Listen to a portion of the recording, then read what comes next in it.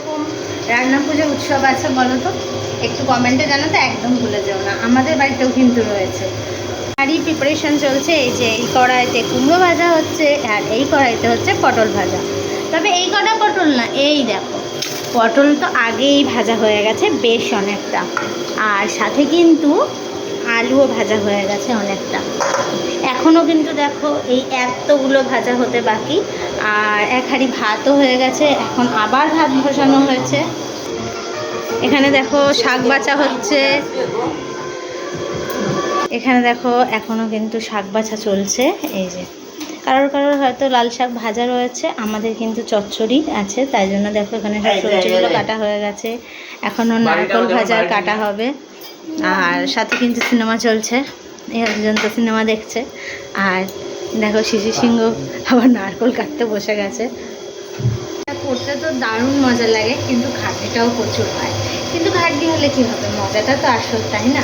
আবার কালকে অনেক লোকজনও আসবে খেতে, তা পুরো ভিডিওটা কিন্তু তোমাদের দেখতে হবে। এটা কিন্তু আমার রিকোয়েস্ট রইল, কারণ এত কষ্ট করে রান্না করছে আর তোমরা যদি হাত দেখে কোনো কমেন্ট না করে চলে যাও, একদম আমার ভালো লাগে না। তো আমার একটাই অনুরোধ রইল, তোমরা পুরো ভিডিওটা দেখবে আর একটা ছোট্ট কমেন্ট করে যাবে। মজা লাগে খুব, কিন্তু খাটনিটা অনেক বেশি। আমার অবস্থা কার মতন জানো তো? দেখো ভাজার পর যেমন চুপসে গেছে, আমার অবস্থা ঠিক সেমন হয়ে গেছে। কারণ এখনই ঘড়ির কাঁটায় বেজে গেছে 9টা, এখনও দেখো এত কিছু ভাজা বাকি। কখন যে কি হবে আমি নিজেই বুঝতে পারছি না। এই কটা ভাজা সবে কমপ্লিট হয়েছে, তাও দুদিকে জ্বালিয়েছি, তাও হচ্ছে না। বাপ রে বাপ, এ তো মজার থেকে খাটুনি বেশি মনে হচ্ছে আমার। বুঝতে পারছি না এটা রান্না পুজো রান্না হচ্ছে না কান্না পুজো রান্না হচ্ছে। আমি আর পারছি না, কোনো ব্যথা হয়ে গেছে। এতক্ষণ ধরে কে রান্না করে ভাই?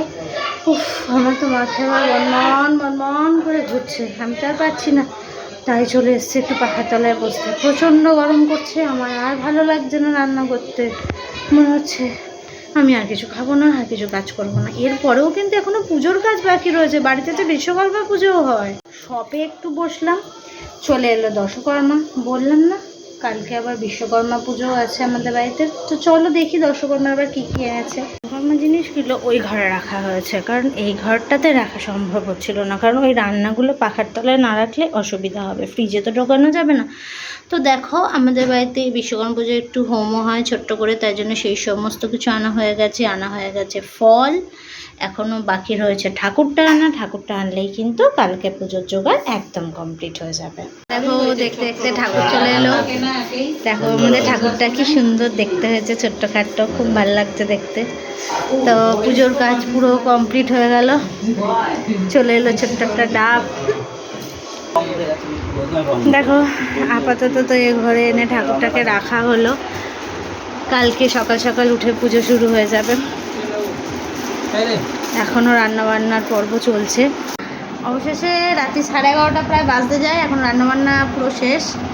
দেখো 2 হাঁড়ি ভাত হয়ে গেছে কলা ভাজা, ওল ভাজা, পটল ভাজা, কুমড়ো ভাজা, বেগুন ভাজা, ঢেঁড়স ভাজা, উচ্ছে ভাজা, নারকোল ভাজা, আলু ভাজা, শাক, আর রয়েছে ডাল।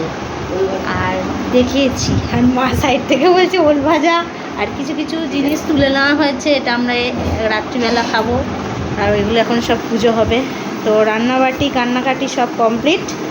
এবার তো আমরা চলে যাব হচ্ছে খাবারের দিকে।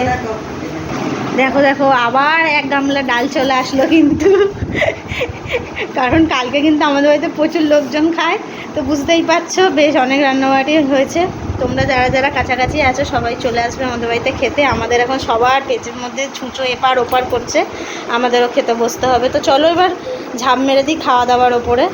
তো মা এখন পুজো করে নিচ্ছে, ঠিক আছে?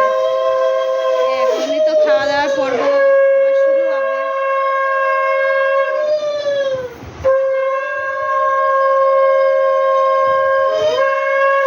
আর দিদি এখান থেকে বসে উলুলু দিয়ে দিল অনেকটা।